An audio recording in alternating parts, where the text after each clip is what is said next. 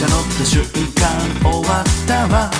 快速しばらく止まらない。腹痛すぎてうずくまり、駅にターンバック。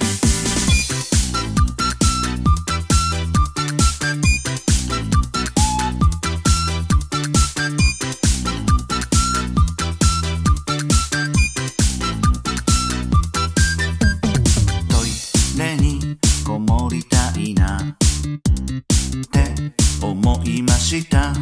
恥さえなくなればあっ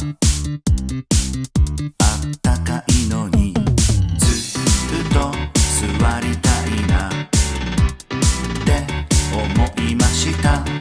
いやと耐え抜けば人大行列さ。トイレ着いた瞬間終わったわ。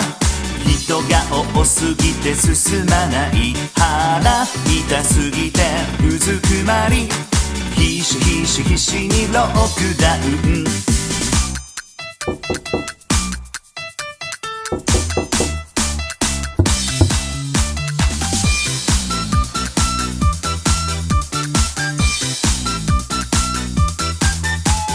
ちょっと出た瞬間終わったわ。